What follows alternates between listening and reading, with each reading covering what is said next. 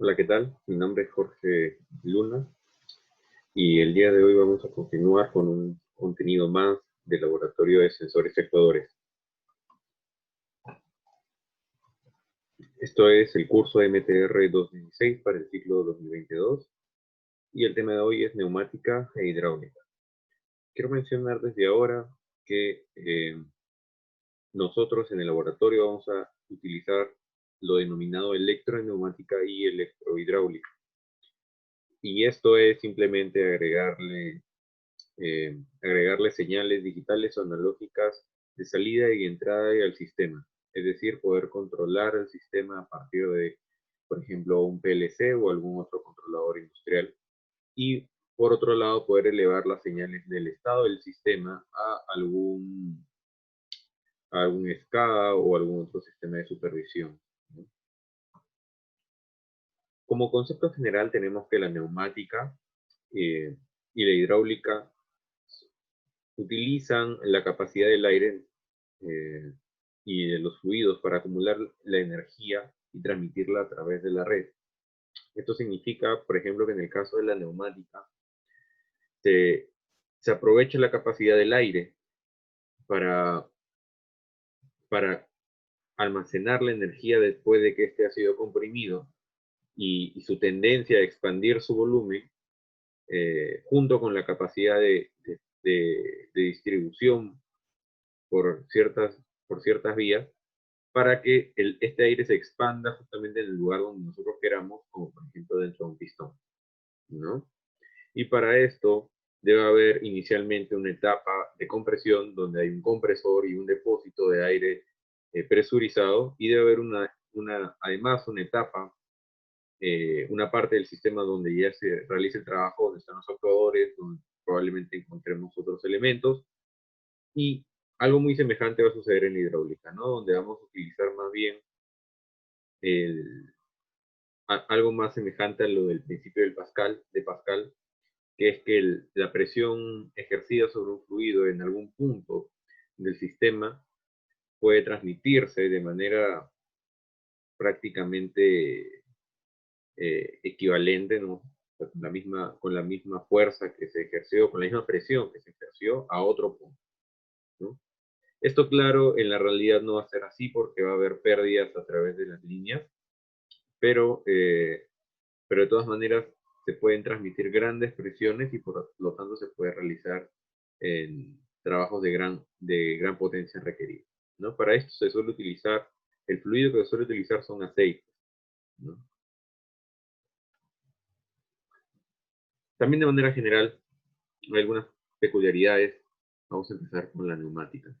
Ya que trabaja con aire, necesita, como dije, un compresor, necesita también un tanque para guardar el aire comprimido, eh, y por el mismo hecho de que el mismo hecho de que se trabaja con aire a presión, entonces este sistema va a soler ser muy ruidoso, ¿ya? Y también porque es muy rápido, porque el aire suele expandirse, ¿no? Nosotros trabajamos con la expansión del aire, muy, muy rápido. Entonces, también va a haber una presión de trabajo que vamos a querer mantener a través de todas las líneas, desde el inicio hasta el final. Una presión de trabajo que suele estar alrededor de los 20 bares, o también de los entre 80 y 100 PSI, ¿no?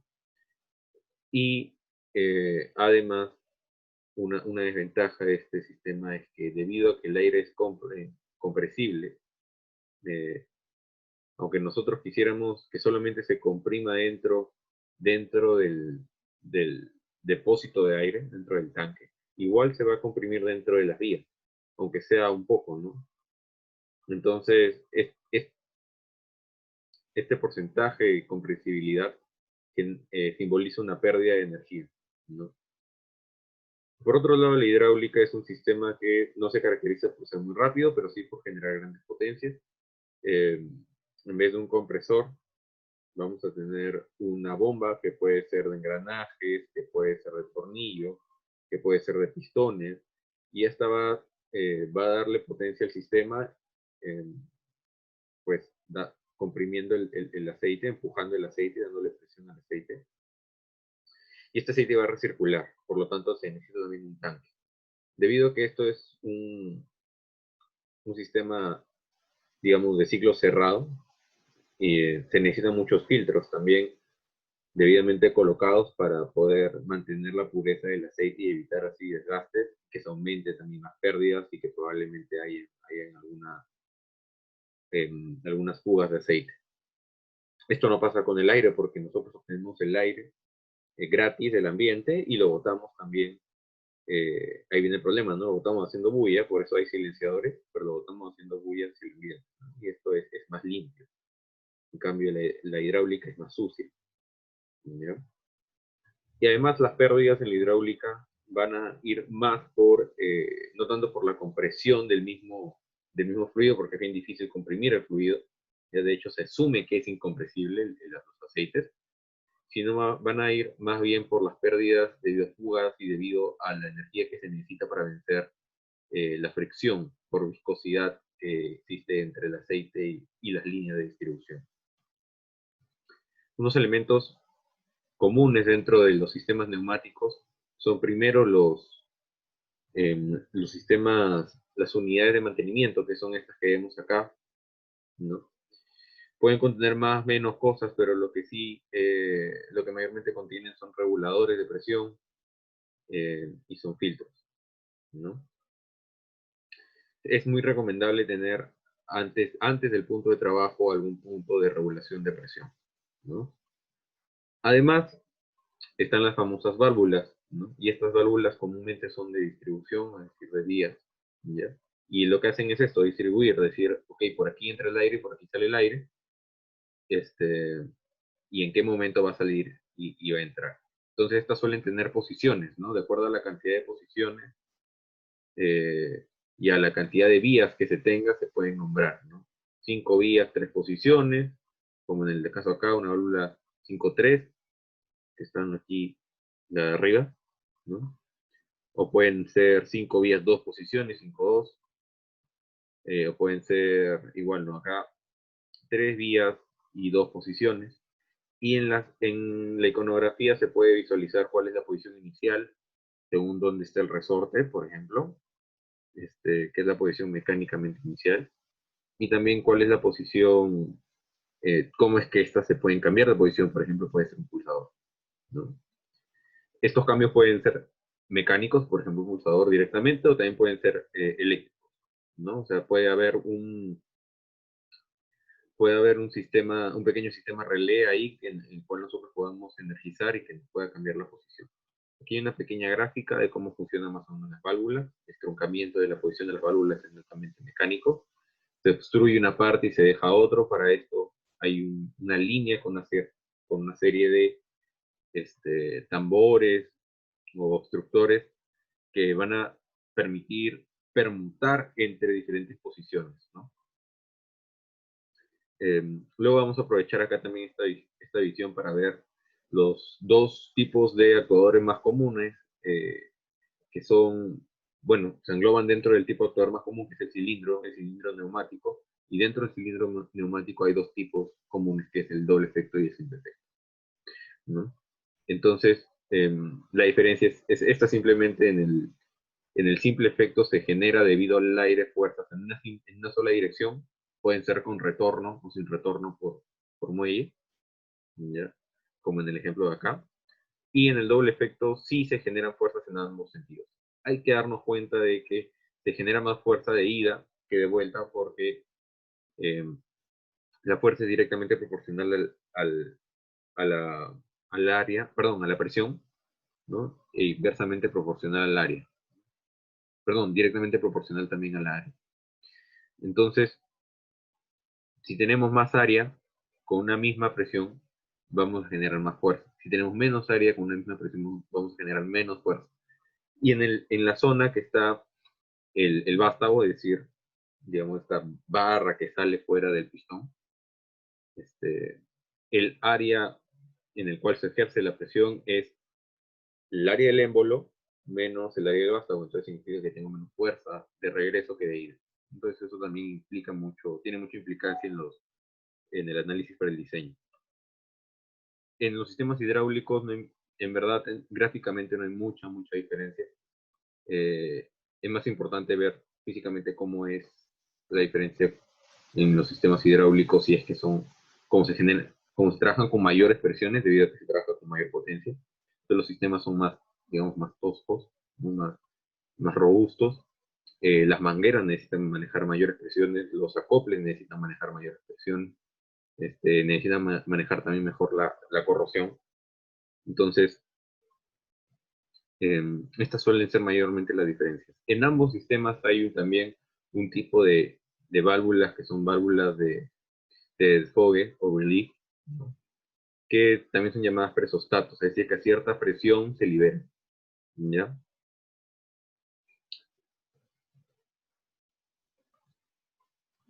Aquí hay algo que yo quería compartir con ustedes también que está en la guía, que es la manera como se seleccionan este tipo de equipos, ¿no? Entonces, para este tipo de equipos, una de las cosas más importantes que se debe ver, al menos para los pistones, que es el ejemplo que vemos acá, es primero, eh, en cuanto a consideración geométrica, ver cuál es la longitud de carrera, y en cuanto a consideraciones, digamos, eh, estáticas, ¿no? O requerimientos de fuerza, hay que ver el diámetro del émbolo y la presión de trabajo.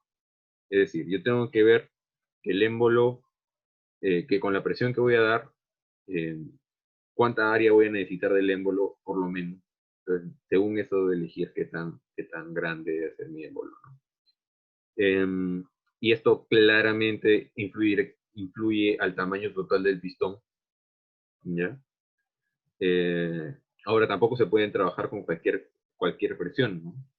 Hay una presión máxima de trabajo que puede utilizar el pistón, y eso también está dentro de la ficha. Vamos a revisar.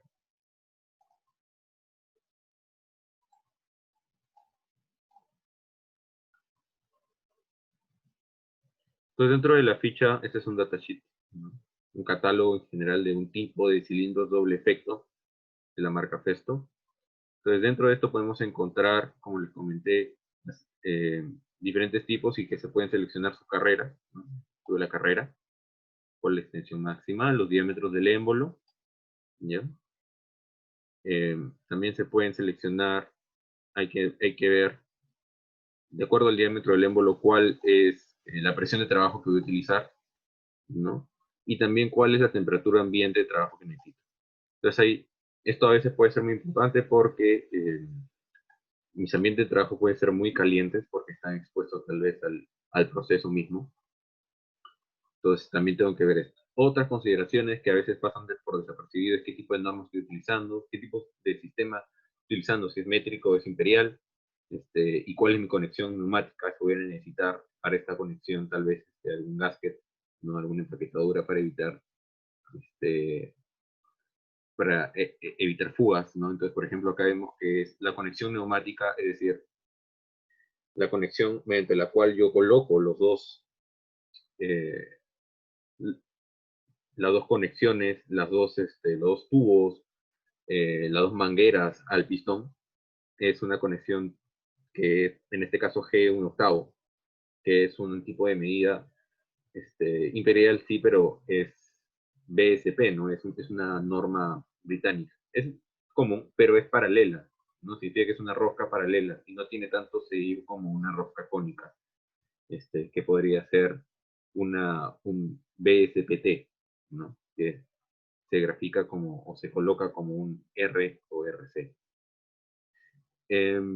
Pues esto importa porque a veces todo tu sistema esté diseñado en métrico o en imperial, ¿no? Si fuera en imperial, tal vez veríamos NPT, ¿no?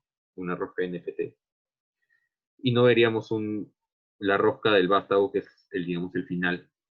No veríamos un M10, sino probablemente veríamos no sé, una rosca de un medio, o, o de 5/16 o algo así, ¿no?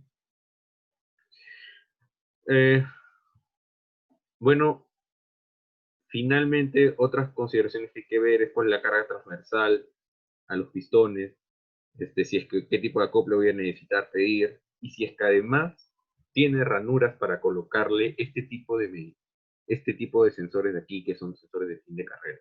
Hay sensores de fin de carrera, este, que bueno, se denominan así nada más, que simplemente te dicen si es que llegó al final o no. Son sensores magnéticos, ¿no? Y te mandan una señal de on-off, nada más. Bastante útiles cuando quieres utilizar neumática simplemente para inicio y final, dos posiciones y nada más. Y también puedes utilizarla de manera proporcional, ¿no?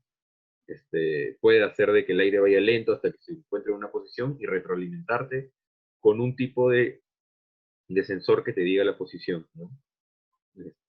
Que obviamente está pegado dentro en el pistón, ¿no? Dentro de las ranuras, ¿no? Eh, y una vez que encuentras la posición, puedes inyectar presión por ambos lados y esto lo va a mantener en su lugar. ¿Okay? Esto se puede hacer claramente en neumática y también en hidráulica.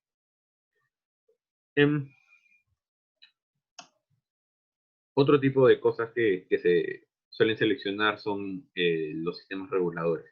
Para los sistemas reguladores y para los reguladores de presión, ¿ya? Y también para los flujómetros, ¿ya? Es importante revisar cuál es su curva de relación entre presión de salida y el flujo. ¿Por qué? Porque hay veces que tu sistema, en realidad lo más crítico no es la presión, como podría ser en un pistón, sino tal vez es el flujo, porque lo que necesitas es utilizar el aire para refrigerar algo, porque el aire a presión se puede usar para refrigerar cosas, ¿ya?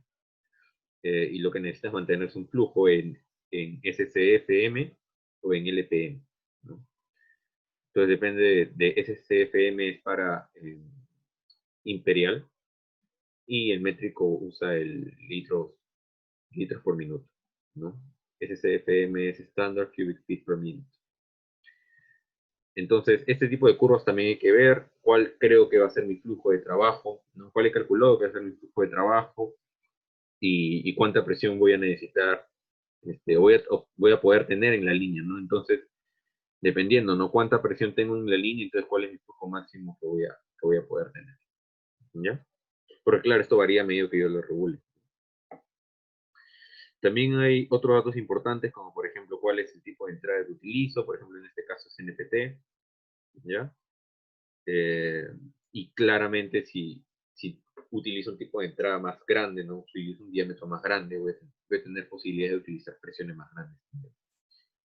¿Ya? Rangos de temperatura que también es importante revisar. Y el consumo de aire, porque todo equipo en realidad tiene una pérdida, ¿no? Pero en especial ciertos equipos tienen un consumo de aire, entonces eso también a veces hay que revisar. Suele ser mucho más pequeño que obviamente que la salida y el flujo nominal, ¿no? Por ejemplo, esto está en cubic feet per hour y esto está en cubic feet per minute. Entonces, es una medida mucho más pequeña, ¿no? Y esto es. Muchas gracias. Y para reforzar estos conocimientos es importante leer la guía completa y preguntar si tienen alguna duda.